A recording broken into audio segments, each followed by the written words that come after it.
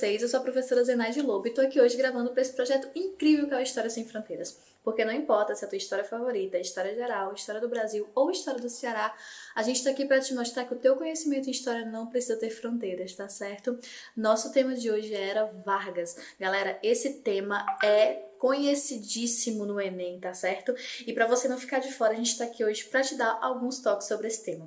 Era Vargas durou 15 anos, começou em 1930 e terminou em 1945. O cara passou tanto tempo no poder que não se dá só o nome de governo Vargas, é uma era inteira só para ele. E vocês vão ver que o Vargas é um verdadeiro camaleão político. Isso quer dizer que ele vai mudando suas características governamentais de acordo com o que o tempo pedia, certo? Vamos lá. O governo Vargas vai começar em 1930 como governo provisório, tá? De 30 até 34 a gente chama de governo provisório. Por que a gente dá esse nome? Vargas entrou no poder através de um golpe. Na eleição de 1930 concorria ele, Getúlio Vargas, e Júlio Prestes. Júlio Prestes vai vencer a eleição, porém, Getúlio Vargas vai dar um golpe chamado de Revolução de 30 e toma o poder para si. Primeira coisa que ele vai fazer é anular a Constituição de 1891. Aquela Constituição não existe mais. Segunda coisa, vai criar o Ministério do Trabalho e o Ministério da Educação. Terceira coisa, vai nomear tenentes como interventores estatais. Dessa forma, ele conseguia ter um maior domínio ali sobre os governadores, né? E aí ele ia se estruturando. Os paulistas nunca foram muito de acordo com esse golpe que Getúlio Vargas deu. Então, literalmente, pegaram armas e foram às ruas para combater, para tirar a Vargas do poder. Até que 4 estudantes foram assassinados e esse movimento ganhou mais força ainda, né? Tanto é que a gente vai ver sempre associada a esse momento a sigla MMDC, que era uma sigla em homenagem aos 4 estudantes que foram assassinados durante esse movimento, né? A Revolução Constitucionalista de 1932 faz com que Vargas comece a pensar numa nova revolução, uma nova Constituição. Essa Constituição, ela vai começar a ser elaborada em 32 e vai ser concluída em 34. O que essa nova Constituição vai trazer pra gente de novidade? Primeiro, voto secreto. Até então, nosso voto era aberto. Segundo, voto feminino, o direito de votar e ser votado das mulheres. Outra coisa, eleição agora a cada 4 anos. O presidente até então não podia se reeleger, certo? Essa Constituição ela vai começar a valer, porém Vargas diz assim, olha, eu entendo que a Constituição tem que valer, eu estou aprovando essa Constituição, porém, vamos fazer a partir da próxima eleição. Essa eleição as pessoas não estão acostumadas ainda, então o primeiro presidente nesse novo momento ainda vai ser eleito pela Câmara, né? Ainda vai ser eleito pelo Senado, e aí depois a gente começa a escolher pelo povo. Então Vargas ele vai ser escolhido novamente, dessa vez como presidente legitimamente eleito, né? E aí é como se tudo que ele tivesse feito para trás não tivesse valido de nada. Tipo, esse governo provisório que ele passou, esses 4 anos de governo provisório, é como se não tivesse existido politicamente. Ele fala, gente, vamos começar um novo momento da nossa história, né? Afinal de contas, quem vive de passado é museu e historiador. Vargas, então, começa seu segundo momento governamental, que é o chamado governo constitucional, que vai durar de 34 até 37. Mas, tia Zé, você não acabou de dizer que o presidente ia passar 4 anos no poder? Ia, mas a gente vai já ver por que Vargas não ficou os 4 anos no poder. Nesse momento, vão ganhar força 2 movimentos, né, no Brasil. Um a favor de Vargas, inclusive a favor de que ele tomasse uma postura mais ditatorial, e um segundo movimento já completamente contrário, já inspirado por outras ideias europeias.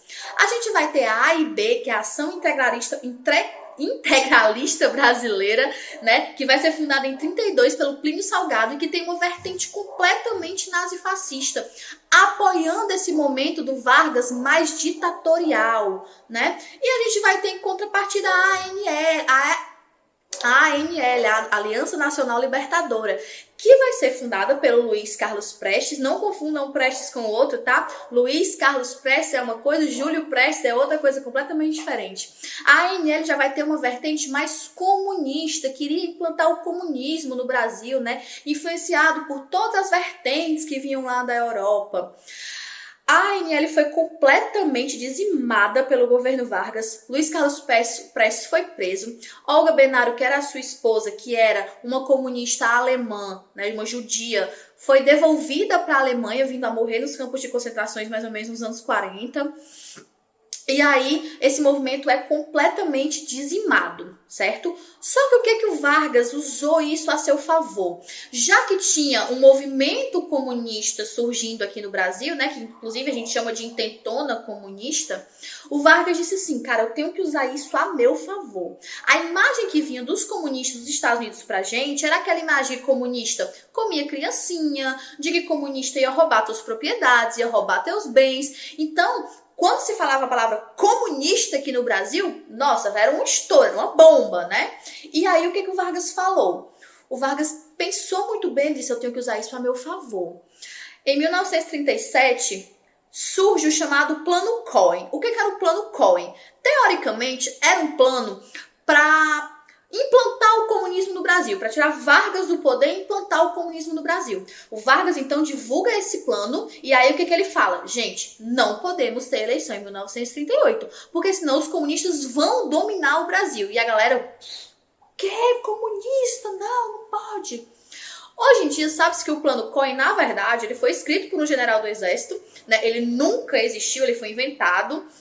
Foi escrito, esse plano todo que foi achado, foi escrito por um general, General Olímpio Mourão. Sabe-se que nunca houve nenhum golpe para implantar o comunismo no Brasil. O próprio Luiz Carlos Prestes, ele fala muito que não acha que eles teriam realmente forças para implantar o comunismo naquela época no Brasil.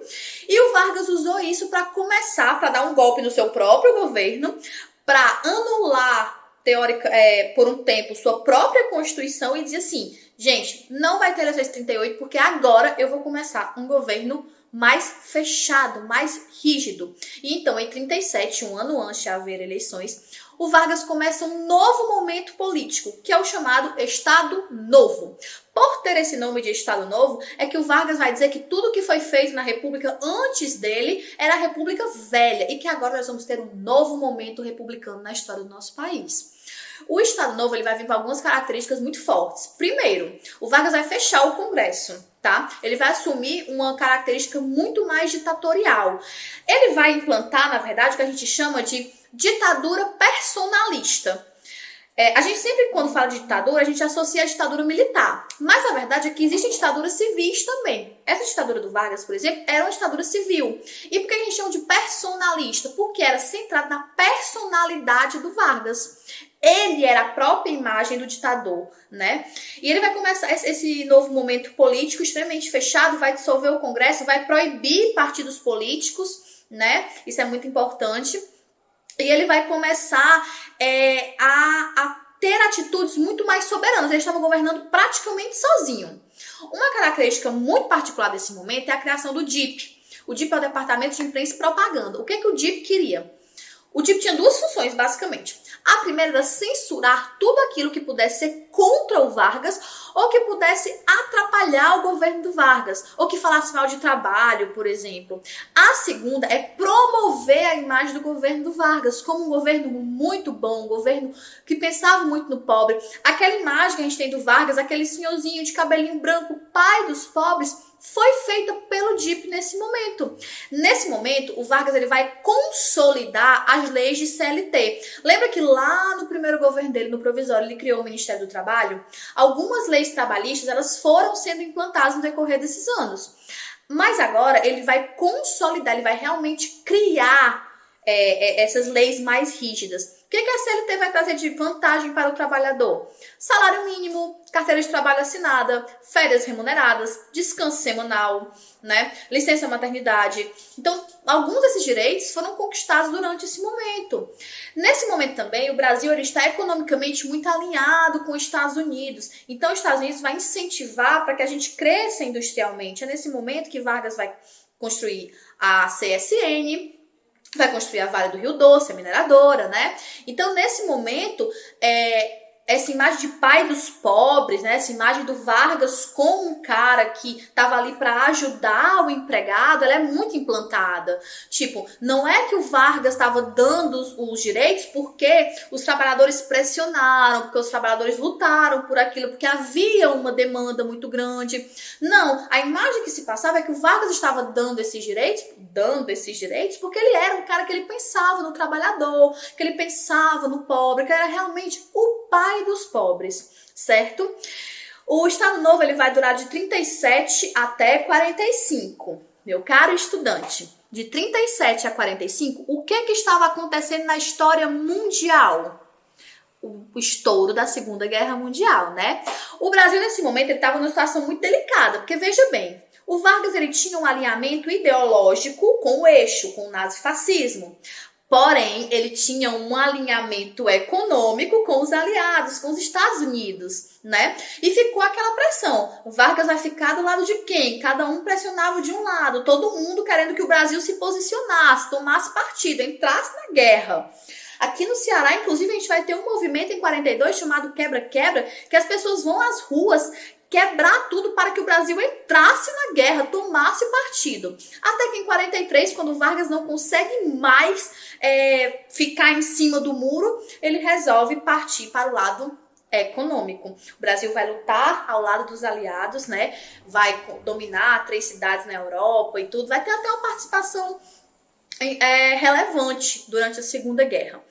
Quando acaba a Segunda Guerra, fica-se aquele momento assim, pô, o Vargas tem que decidir o que ele é. Ele é um ditador nazifascista, ele é um ditador fascista, ele é um ditador contra o comunismo, mas ele lutou a favor dos aliados que estavam lá e tal, junto com a Rússia. E aí?